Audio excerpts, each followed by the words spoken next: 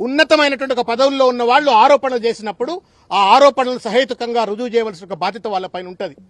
వెనకటికి ఒక ఎర్రోనికి మల్లెపూ ఇస్తే ఎక్కడో పెట్టుకుని వాసన చూసినట్టుగా ఇవాళ అంత పెద్ద కేంద్ర మంత్రి పదవిని నరేంద్ర మోడీ కట్టబెట్టి భారతీయ జనతా పార్టీ కట్టబెడితే ఆ పదవిలో కూర్చొని వాడెవడో అడ్డమైనోడు ఏదో చెప్తే ఇంకెవడో అడ్డమైనోడు ఇంకేమో చెప్పిండు అని చెప్పని అడ్డమైన భాషలో అడ్డదిడ్డంగా బండి సంజయ్ మాట్లాడుతూ ఉంటే నవ్వాలనా ఏడవాలనా సిగ్గుపడాలనా అర్థం కావట్లా. Bandi Sanjay is not an individual. Bandi Sanjay Bharatiya Janata party నాయకుడే కాదు. బండి సంజయ్ నా భారత ప్రభుత్వానికి కేంద్ర మంత్రి కూడా. ఒక మంత్రి హోదాలో ఉండి తెలంగాణ తొలి ముఖ్యమంత్రి, ఇవాళ శాసనసభ్యుడు, leader of the opposition, Telangana జాతిపిత కేసీఆర్ పైన ఇష్టం వచ్చినట్టు ఆరోపణలు చేస్తూ ఉంటే సిగ్గు శరం లేదా బండి సంజయ్ నీకు? అసలు నువ్వు లా చదువుకున్నావా? లా చదువుకోపోయి అసలు నీకు చదవచ్చా చెప్పు? నీకు చదువు రాదని అనిపిస్తా ఉంది.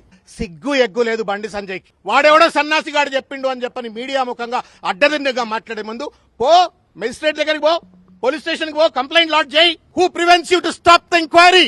ఎవరు ఆపుతా ఉన్నారు నేను బండి సంజయ్ ఎంక్వైరీ చేయకుండా? ఒక చిల్లర మల్లరగాడేదో పాన్ షాప్ల దగ్గర పాన్ పరాగ్ దిక్కుంటే గుట్కా బ్యాచ్ వాళ్ళు మాట్లాడినట్టుగా కేంద్ర మంత్రి అయ్యుండి ఇష్టం వచ్చినట్టు మాట్లాడటం న్యాయమా? బండి సంజయ్ ఎవరిని మెప్పిద్దామని, ఎవరి కళ్లల్లో సంతోషం చూద్దామని, ఆనందం చూద్దామని బండి సంజయ్ ఈ మాటలు మాట్లాడుతా ఉన్నాడని చెప్పి నేను ఇవాళ ప్రశ్నిస్తా ఉన్నాను.